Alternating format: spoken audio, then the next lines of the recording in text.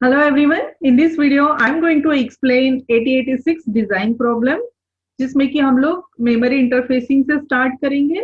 बहुत ही बेसिक से स्टार्ट करके धीरे धीरे डिफिकल्टी लेवल बढ़ाते जाएंगे। तो बेसिक क्या है? तो 8086 processor provide 16 bit data bus. 8086 में हमें पता है 16 बिट का ये डेटा बस होता है, जिसमें से कि 16 बिट डेटा फ्लो हो सकता है। तो इस तरह से डेटा ये फ्लो होगा। लेकिन इसमें एक प्रॉब्लम है कि ये मेमोरी है, मेमोरी के हर एक जो मेमोरी स्टैक ऑफ रजिस्टर्स, और हर एक रजिस्टर में कितना कैपेसिटी होता है, हर एक लोकेशन में क्या कैपेसिटी होता है, तो हम लोग सिर्फ एक सिंगल बाइट स्टोर कर सकते हैं, यानी 8 बिट्स ही स्टोर होता है। तो क्या है कि what is return, so it is capable of transferring 16 bit in one cycle. 8086 एक साइकिल में, रीड राइट साइकिल में 16 बिट ट्रांसफर कर सकता है, but each memory location is only of a byte. यानी जिस हर एक मेमोरी लोकेशन का कैपेसिटी कितना है कि 80 बिट स्टोर करेगा। So therefore we need two cycles to access 16 bit each. यानी अगर हमें 16 बिट एक्सेस करना है, यानी या तो रीड करना है या तो राइट करना है मेमोरी में, तो हमें दो मेमोरी साइकिल्स चाहिए। लेकिन ये तो एक प्रॉब्लम है, क्योंकि उससे क्या हो जाएगा कि अगर हमें 16 बिट का डेटा रीड करना है या राइट करना है, तो दो साइकिल्स अगर भेजेंगे, दो साइकिल्स में करेंगे तो टाइम ड्यूरेशन बढ़ेगा।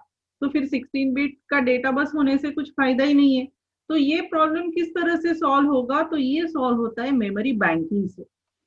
तो through memory banking our goal is to access two consecutive memory location in one cycle.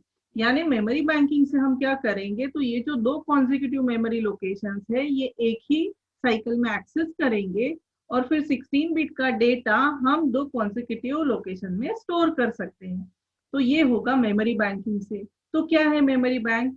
The memory chip is equally divided into two parts. Memory जो है वो दो पार्ट्स में डिवाइड होगी। One of the bank contains even addresses called even bank, and other contain odd addresses called odd bank। यानी आप देख सकते हो यहाँ पे टू मेमोरी बैंक है, ये एक मेमोरी बैंक है और ये एक मेमोरी बैंक है। 8086 में 20 बिट का एड्रेस होता है, तो आप देख सकते हो यहाँ पे क्या एड्रेस है, 0000000। अब ये क्या है, ये एक्चुअली इतना ही होना चाहिए, ये गलती से एक एक्स्ट्रा टाइप हो गया है, ये इतना ही होना चाहिए। ये 20 बिट का एड्रेस है, तो ये है 20 बिट का एड्रेस। ये क्या है, इवन एड्रेस। फिर जीरो के बाद डायरेक्टली 2 आया, इवन आया। फिर नेक्स्ट मेमोरी लोकेशन का एड्रेस क्या होगा, तो 4 होगा। फिर नेक्स्ट मेमोरी लोकेशन का एड्रेस क्या होगा, 6 होगा। तो ये इसमें सारे इवन एड्रेसेस है, तो इसको क्या बोलेंगे, इवन बैंक बोलेंगे, या तो फिर इसे बोलते हैं लो बैंक। और दूसरा होता है जिसमें कि हम स्टोर करेंगे ऑड एड्रेसेस, यानी जीरो यहाँ हो गया, तो ये 0001 जो स्टोर होगा ये कहाँ होगा, ऑड बैंक में स्टोर होगा। वन के बाद एड्रेस 3 ऑड बैंक में स्टोर होगा, तो ये हमारा हो गया ऑड बैंक। ऑड बैंक को बोलते हैं हाई बैंक, और इवन बैंक को बोलते हैं लो बैंक। तो याद रखना है कि मेमोरी को 8086 में हम लोग दो बैंक्स में डिवाइड करते हैं, दैट इज लो बैंक और इवन बैंक, और हाई बैंक और ऑड बैंक। इवन बैंक में सिर्फ इवन एड्रेसेस ही स्टोर होंगे, और यानी इवन एड्रेसेस रहेंगे, और ऑड बैंक में ऑड एड्रेसेस रहेंगे। अब इसमें ये किस तरह से एक ही साइकिल में एक्सेस करता है, तो आप देखिए कैसे होता है कि even bank always gives lower byte, so even bank is also called as lower bank, and odd bank is called as higher bank, क्योंकि इसमें क्या जाएगा, हायर बाइट जाएगा। तो अगर 16 बिट का डेटा हम ट्रांसफर करते हैं FFEE, तो इसमें से ये क्या है, ये लोअर बाइट है, और ये FF क्या है, हायर बाइट है। जो राइट साइड में होता है उसको लोअर बाइट बोलते हैं, और जो लेफ्ट साइड में होता है उसे हायर बाइट बोलते हैं। So HB stands for this, HB stands for higher byte and this LB stands for lower byte। तो अगर इस तरह से डेटा फ्लो होता है, तो क्या होगा कि जो लोअर बाइट है वो लो बैंक में जाएगा, और हायर बाइट जो है वो हाई बैंक में जाएगा। यानी लोअर बाइट जो था, जो ई था, वो कहाँ गया है, तो इवन एड्रेस में गया है, और जो FF था वो कहाँ गया है, तो ऑड एड्रेस में गया। और इस तरह से इसने बैंक्स एक्सेस की है एक ही साइकिल में। So it is written to distinguish between odd and even bytes। अब odd and even banks को या odd and even bytes को आइडेंटिफाई कैसे करेंगे, क्योंकि दो अलग अलग मेमोरी बैंक्स में है। तो सीपीयू प्रोवाइड सिग्नल बस हाई एनेबल। बस हाई एनेबल बार नाम की एक पिन होती है 8086 माइक्रोप्रोसेसर। माइक्रोप्रोसेसर क्या आईसी है जिसको कि पिन्स होता है, ये एक बस हाई एनेबल बार नाम की एक पिन है। और पिन है एड्रेस बस की A0 पिन।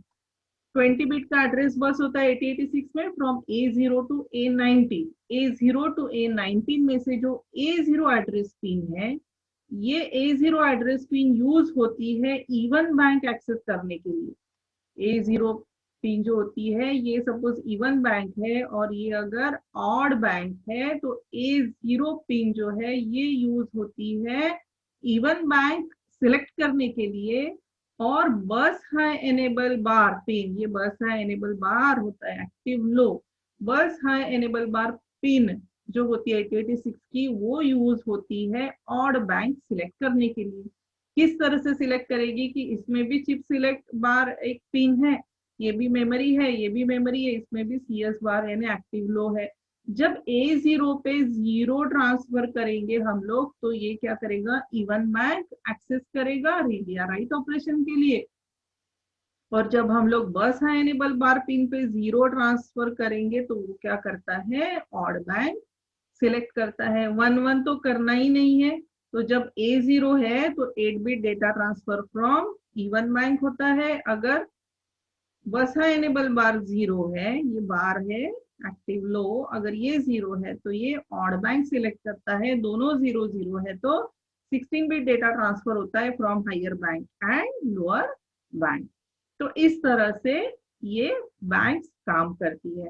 अब दूसरा कॉन्सेप्ट जो मेमोरी डिजाइन में बहुत ही काम आता है, वो है address bus size.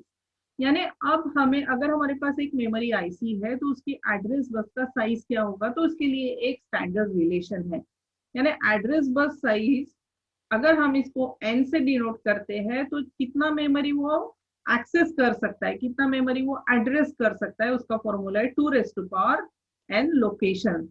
2n memory location ये एड्रेस कर सकता है। और इसीलिए जब हम मोबाइल खरीदने जाते हैं शॉप में, तो हमेशा शॉपकीपर हमें क्या बोलता है कि इसका ये एग्जिस्टिंग इंटरनल मेमोरी साइज इतना है और इसे हम कितना बढ़ा सकते हैं, तो एक लिमिट बताता है कि इतने तक आप एक्सटर्नल मेमोरी या मेमोरी डाल सकते हो, उसके बियॉन्ड नहीं डाल सकते। क्यों नहीं हम बियॉन्ड कैपेसिटी किसी भी मोबाइल में मेमोरी इंसर्ट कर सकते हैं, क्योंकि लिमिटेशन कौन लिमिट करता है, तो एड्रेस, उसका जो एड्रेस बस साइज, उसमें जो प्रोसेसर यूज होता है, वो प्रोसेसर का जो एड्रेस बस साइज है, वो हमेशा मेमोरी कितना हम कनेक्ट कर सकते हैं उसे लिमिट करता है।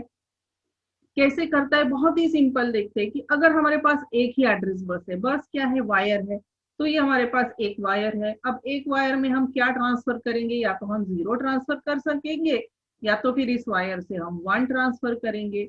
यानी अगर हमारे पास एक ही वायर है, तो हम कितने मेमोरी लोकेशंस एड्रेस कर सकते हैं, तो हम लोग सिर्फ 2 मेमोरी लोकेशंस एड्रेस कर सकते हैं।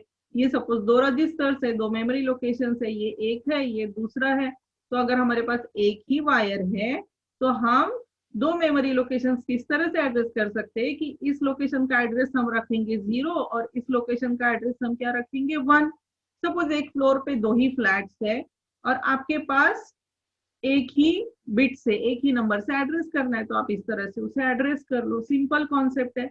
अगर हमारे पास 2 वायर्स है, अगर हमारे पास 2 वायर्स है, ये एक वायर है और ये एक वायर है, 2 वायर से हम कितने बिट्स ट्रांसफर कर सकते हैं at a time, 2 bits transfer कर सकते हैं। तो हम लोग 0 0 ट्रांसफर कर सकते हैं, 0 1 कर सकते हैं, 1 0 या 1 1 कर सकते हैं। तो अगर हमारे एड्रेस बस का साइज यानी वायर्स हमारे पास अगर 2 है, तो हम 4 मेमोरी लोकेशन उससे एड्रेस कर सकते हैं। जैसे कि पहले मेमोरी लोकेशन का एड्रेस हम रखेंगे 0 0, फिर इसका एड्रेस होगा 0 1, इसका एड्रेस होगा 1 0, इसका एड्रेस होगा 1 1। देखो डेटा और एड्रेस में डिफरेंस होता है। इसका क्लियर कॉन्सेप्ट अगर आपको पढ़ना है, तो एड्रेस और डेटा कॉन्सेप्ट वाला आप वीडियो पहले देख लीजिए। तो ये क्या है, ये एड्रेस है। यानी अगर हमारे पास 2 वायर्स है, तो हम 4 बाइट्स मेमोरी के एड्रेस कर सकते हैं, यानी मैक्सिमम हमारा मेमोरी साइज इतना ही हो सकता है।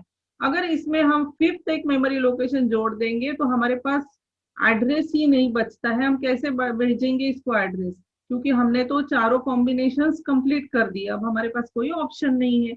अगर हमारे पास 3 वायर्स है, ये 1 2 और 3 वायर्स है, तो कितने मेमोरी लोकेशन हम एड्रेस कर सकते हैं, तो हम 8 मेमोरी लोकेशन, ये कितने हैं, पूरे के पूरे 8 मेमोरी लोकेशन हम एड्रेस कर सकते हैं। जिससे कि हम स्टार्ट करेंगे 0 0 0 से लेके 111 तक। तो इसी तरह से यहाँ पे दिया है कि अगर हमारे पास 4 वायर्स है, यानी बस साइज हमारा 4 है तो 16 बाइट्स करेंगे, 5 है तो 32 होगा, 7 है तो 128 बाइट्स हम एड्रेस कर सकते हैं। अगर 9 वायर्स है हमारे पास, 9 अगर एड्रेस बस साइज है, n इज इक्वल टू 9 है तो 2 रेज टू पावर n हो जाता है, 512 बाइट्स हम कर सकते हैं। अगर हमारे पास 10 वायर्स है तो आएगा कितना कर सकते हैं हम बाइट्स, तो 1024। तो 1024 तो ये ऑड नंबर हो जाता है, इसलिए हम इसको अप्रोक्सीमेट करते हैं, it is equal to 1 kilobyte. इसका मतलब अगर 11 वायर्स है हमारे पास तो एड्रेस कर सकते हैं 2 किलोबाइट्स, क्योंकि 2 रेज टू पावर 11 हो जाएगा 2 किलोबाइट्स। फिर 12 वायर्स है तो 4 केबी, 13 है तो 8 केबी एंड सो ऑन। इस तरह से आप अलग अलग, ये आपका बस साइज है, एड्रेस बस साइज है, बस साइज यानी इतने वायर्स एड्रेसिंग के लिए हमारे पास अवेलेबल है, और ये है हमारा मेमोरी साइज जो कि हम कनेक्ट कर सकते हैं। तो हम उस उल्टा भी सोच सकते हैं कि अगर हमारे पास 16 किलोबाइट का मेमोरी साइज की एक आईसी है तो उसको हमें एड्रेस करने के लिए कितने वायर्स चाहिए, एड्रेस बस का साइज क्या होना चाहिए, तो हम ये टेबल से कैलकुलेट करेंगे, हमें 14 वायर्स चाहिए या एड्रेस बस का साइज होगा 14। तो इस तरह से ये टेबल बहुत ही काम का होता है जब हम लोग मेमोरी इंटरफेसिंग पढ़ते हैं। अब एक डिजाइन प्रॉब्लम देखते हैं, बहुत ही सिंपल प्रॉब्लम है, design 8086 based system with following specification. इन्होंने बोला है सिंपल सा एक 8086 बेस्ड सिस्टम बनाना है, फॉलोइंग स्पेसिफिकेशन। फर्स्ट तो है 8086 सीपीयू वर्किंग एट 5 मेगाहर्ट्ज, यानी ऑपरेटिंग फ्रीक्वेंसी जो है 8086 का वो होना चाहिए 5 मेगाहर्ट्ज, और उसके बाद उसे कनेक्ट करना है 32 किलोबाइट रैम, 32 किलोबाइट्स का रैम कनेक्ट करना है यूजिंग 16 किलोबाइट डिवाइस। हमारे पास डिवाइस कितना अवेलेबल है, आईसी कितना अवेलेबल है, तो 16 किलोबाइट का डिवाइस हमारे पास अवेलेबल है, वो यूज करके हमें 32 किलोबाइट्स का रैम उसमें फिक्स करना है। कैसे करेंगे, तो सबसे पहले ये देखते हैं ये क्या चीज है। तो हमारा ऑपरेटिंग फ्रीक्वेंसी कितना है, 5 मेगाहर्ट्ज है। तो रिक्वायर्ड क्रिस्टल फ्रीक्वेंसी क्या होता है कि जो भी ऑपरेटिंग फ्रीक्वेंसी हमें चाहिए हम इसे 3 से मल्टीप्लाई करते हैं। क्यों करते हैं, हमने देखा है हम लोग हमेशा ये जो 8086 माइक्रो प्रोसेसर है यहाँ पे ये 8284 क्लॉक जनरेटर आईसी कनेक्ट करते हैं। अगर हमें यहाँ पे क्लॉक फ्रीक्वेंसी 5 चाहिए तो हमारा जो इनपुट क्लॉक फ्रीक्वेंसी है ये 3 टाइम्स होना चाहिए। क्यों 3 टाइम्स होना चाहिए, क्योंकि ये क्या करता है 8284 जो भी इनकमिंग क्लॉक फ्रीक्वेंसी है इसको इंटरनली डिवाइड करता है 3 से। तो इसलिए जब हम यहाँ पे 15 अप्लाई करेंगे तो ये डिवाइड करेगा 15 डिवाइडेड बाय 3 और फिर 5 मेगाहर्ट्ज फ्रीक्वेंसी यहाँ पे एक्चुअली 8086 को मिलेगी। यहाँ पे एक सिंपल डायग्राम दिखाया है 8086 ऑपरेटिंग इन मिनिमम मोड, ये हमारा बेसिक डायग्राम रहेगा फॉर डिजाइनिंग। अब ये पार्ट हमारा हो चुका है, सिंपल है, बस ये आपको लिखना है और ये इस तरह से कनेक्शन इसके दिखाने हैं। राइट हैंड साइड में वही हम मिनिमम मोड वाला डायग्राम यूज करेंगे, कोई भी चेंजेस नहीं है। यहाँ पे E19 है, ये D0 ये डेटा बस है, और ये memory write memory read input output read और इनपुट आउटपुट राइट वाले सिग्नल्स है जो कि ये डिकोडर से निकले हुए हैं। सेम डायग्राम है, कोई डिफरेंस है। अब हमारा इंपॉर्टेंट वर्क जो बचता है ये क्या है कि 32 किलोबाइट रैम हमें डिजाइन करना है बाय यूजिंग 16 किलोबाइट डिवाइस, यानी अवेलेबल 16 किलोबाइट है और बनाना है 32 किलोबाइट। तो कैसे बनेगा, हम स्टार्टिंग एड्रेस रखेंगे ये 00 से स्टार्ट करेंगे। नेक्स्ट प्रॉब्लम में देखेंगे कि कोई और एड्रेस दिया है तो किस तरह से करेंगे। तो सबसे पहले सिंपल, तो रैम रिक्वायर्ड साइज क्या है 32 किलोबाइट है, रैम अवेलेबल हमारे पास है 16। तो जब रिक्वायर्ड और अवेलेबल में हम करते हैं तो सिंपल डिवीजन करेंगे, कितनी आईसी चाहिए, number of RAM ICs required हमारे पास कितनी, अगर 32 को बनाना है और 16 अवेलेबल है तो हमें कितना चाहिए, 2 आईसीज चाहिए। 216 किलोबाइट का आईसीज चाहिए तो हमारा 32 किलोबाइट का रैम बन जाएगा। और जब 2 करना है तो हमारा क्या रहेगा, एक जो है 2 में से एक को हम इवन बैंक करेंगे और एक को हम ऑड बैंक में कनेक्ट करेंगे। ठीक है, ये हमारा सिंपल हो गया। अब नेक्स्ट क्या है, ये हमारा रैम है अवेलेबल 16 किलोबाइट का। अब हमें निकालना है कि अगर ये हमारा 16 किलोबाइट का रैम साइज अवेलेबल है तो हमारा एड्रेस बस का साइज कितना होना चाहिए। तो क्या फॉर्मूला है हमारे पास उसके लिए, तो हमारा ये क्या है, n is number of address lines. Number of address lines हमें निकालनी है, यानी n कैलकुलेट करना है।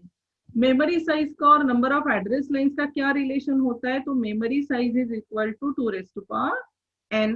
What is n? n is number of address lines. Memory size हमारे पास ऑलरेडी है, क्योंकि हमें बताया गया है कि 16 KB का आईसी यूज करना है, तो मेमोरी साइज हमारा हो गया 16 KB।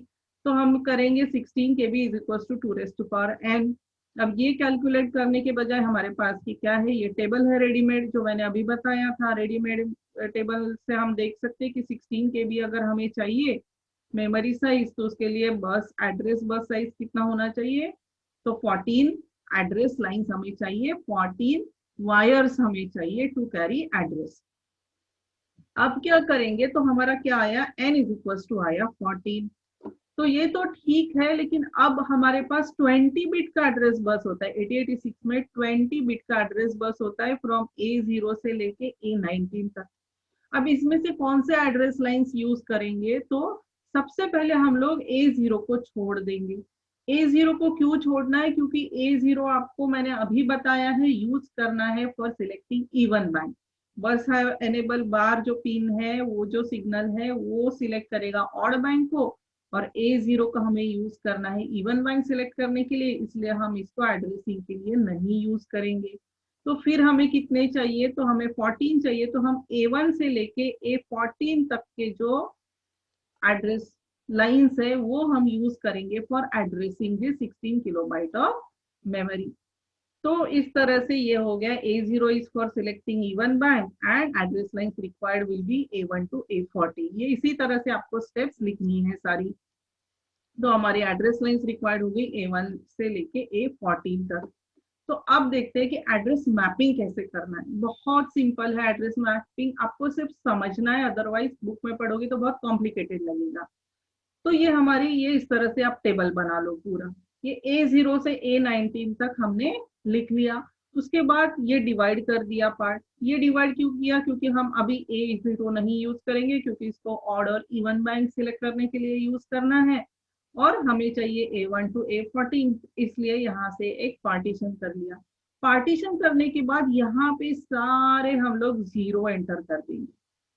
यहाँ पे 0 एंटर कर देंगे, और ये जो है यहाँ पे अब हम 1 एंटर कर देंगे।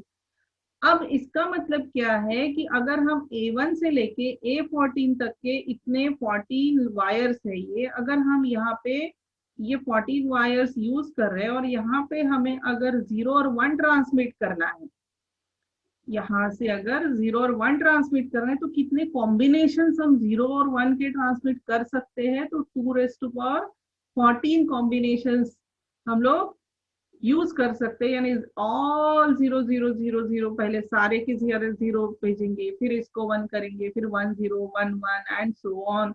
ऐसे करते करते हम सबसे ज्यादा लास्ट नंबर कौन सा ट्रांसमिट कर सकते हैं, तो ऑल 1 ट्रांसमिट कर सकते हैं।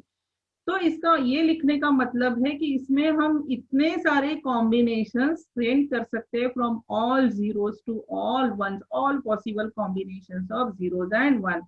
कोई भी कॉम्बिनेशन लिखो, ये 0 1, ये 0 हो गया, ये 0 हो गया, फिर इसमें 1। तो इस तरह के डिफरेंट डिफरेंट कॉम्बिनेशन का मतलब है, ये ब्लैंक है, इसका मतलब यहाँ पे हम लोग इंडिकेट करें कि डिफरेंट डिफरेंट कॉम्बिनेशन होते हैं। अब ये करने के बाद दूसरा करना है हमें, हमने A0 को 0 0 कर दिया। क्यों हमने A0 को 0 0 कर दिया, क्योंकि हम लोग एड्रेस मैपिंग करेंगे सबसे पहले इवन बैंक के लिए। तो मैंने जैसे बताया है पहले भी कि इवन बैंक अगर हमें सिलेक्ट करना है, तो हमारा क्या होना चाहिए, ये A0 जो है ये 0 होना चाहिए। तो हम क्या करेंगे, दोनों को 0 0 करेंगे। और अब ये बचे हुए जो है 15 से लेके 19 तक, अब इस पर्टिकुलर प्रॉब्लम में, ये जो पर्टिकुलर डिजाइन प्रॉब्लम दिया, इसमें तो हम इसको भी 0 0 कर देंगे, क्योंकि अभी हमें इसकी जरूरत नहीं है।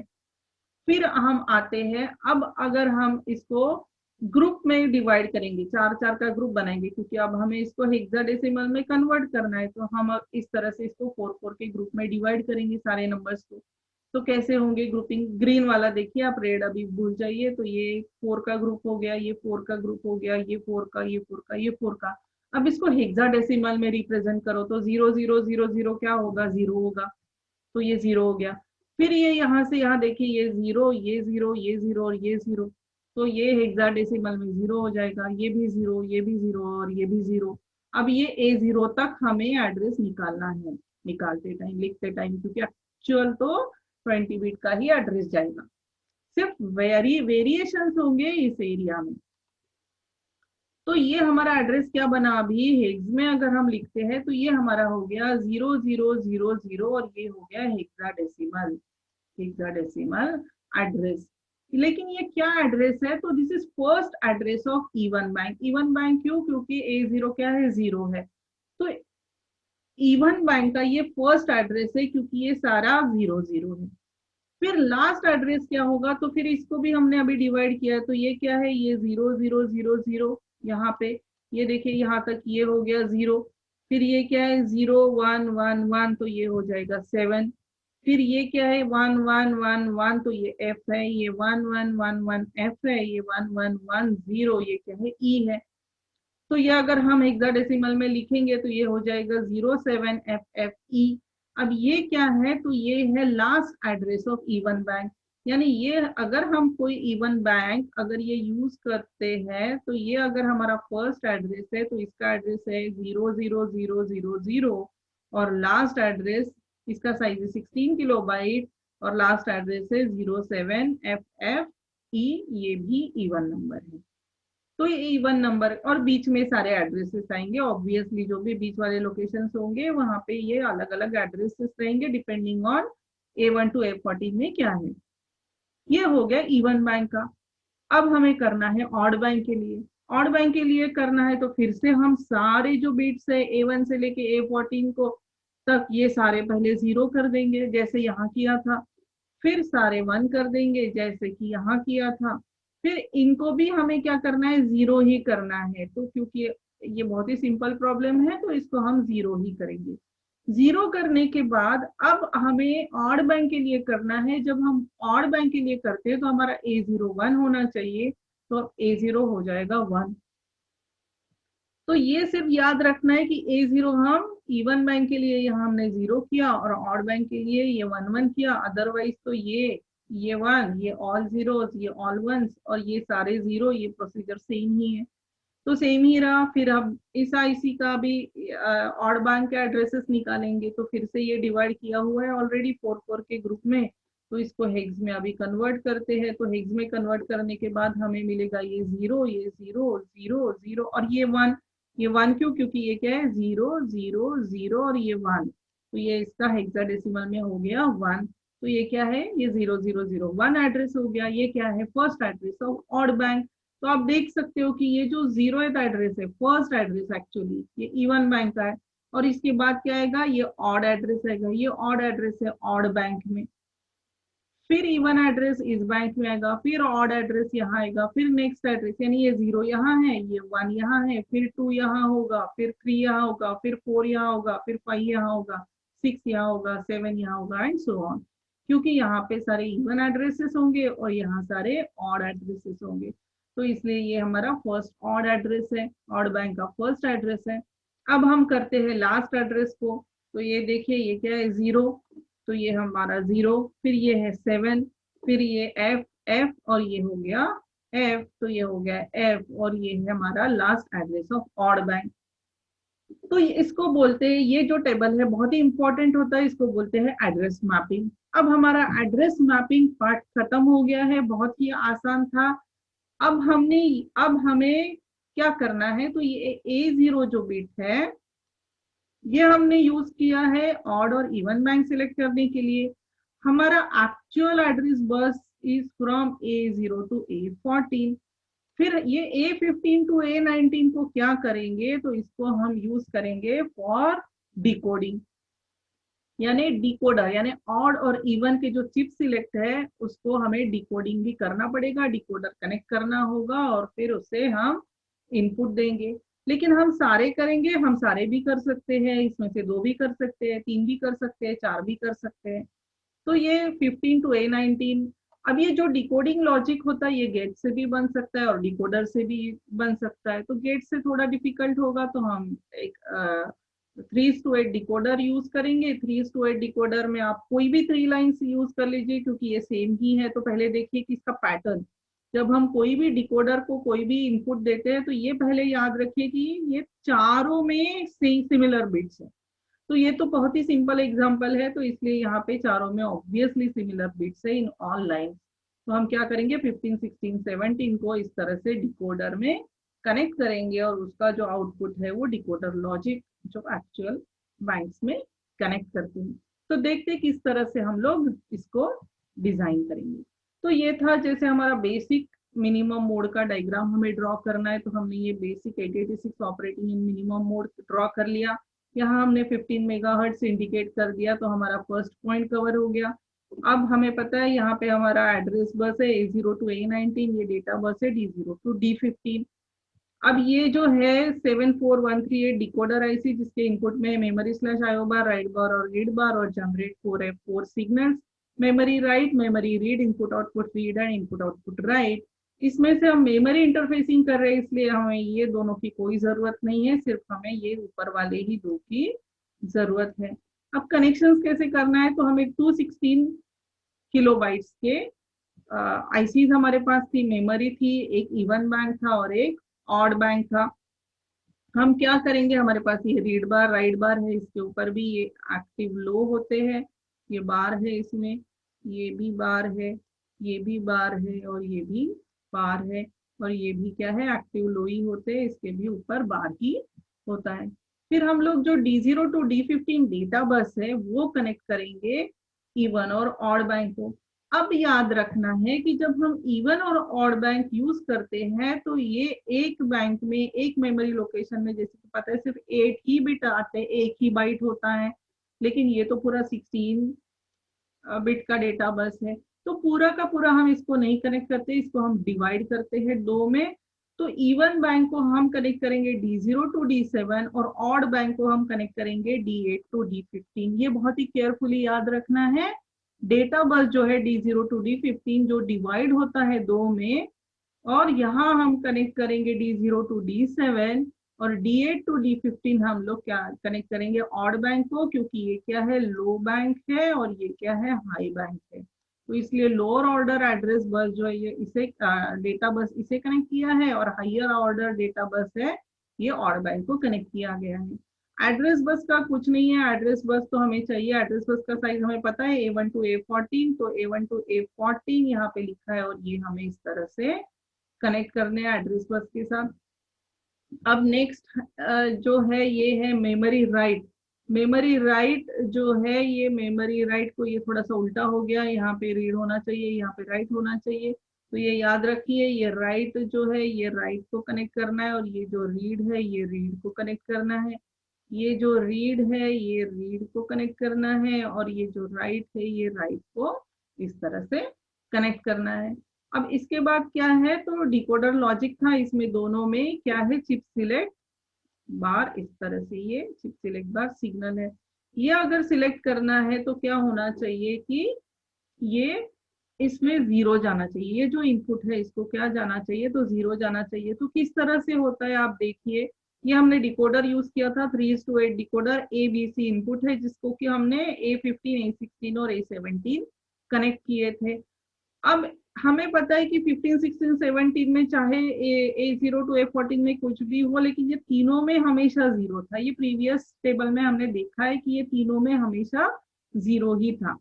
तो ये 0 होगा, तो जब ये डिकोडर का, कोई भी डिकोडर का तीनों इनपुट 0 होता है तो Y0 जो आउटपुट होता है वो 0 होता है, ये एक्टिव लो होता है। आउटपुट क्या है, एक्टिव लो है सपोज, तो ये हमारा Y0 आउटपुट है, तो ये 0 होगा। तो इस तरह से ये Y0 आउटपुट क्या होगा, 0 होगा। अब हमने क्या किया है, इसको एक NAND गेट कनेक्ट किया है। NAND गेट को यहाँ पे भी नॉट गेट, ये बबल इंडिकेट्स नॉट गेट। एक जो इनपुट है ये बस है एनेबल बार, ये बस है एनेबल बार है, ये यहाँ पे दूसरे इनपुट को कनेक्ट किया, और ये जो Y0 है डिकोडर का आउटपुट, ये हमने कनेक्ट किया है इस AND गेट के इनपुट में। ये बबल इंडिकेट्स कि यहाँ पे भी क्या है, नॉट गेट है, यानी इन्वर्ट हो रहा है इनपुट। और इसका जो आउटपुट है, ये आउटपुट हमने इसके CS बार के, ऑड बैंक के CS बार को कनेक्ट किया है। अब हमने यही गेट को ऑड बैंक के CS बार को क्यों कनेक्ट किया है, क्योंकि ये NAND गेट के इनपुट में क्या है, बस हाई एनेबल बार पिन है, और बस हाई एनेबल बार हम सिग्नल यूज करते हैं ऑड बैंक सिलेक्ट करने के लिए। किस तरह से सिलेक्ट होता है आप देखिए, किस तरह से सिलेक्ट होगा। अब दूसरे कनेक्शंस क्या है, रिमेनिंग कनेक्शंस हमें देखने हैं इवन बैंक के कनेक्शंस, ये इवन बैंक है।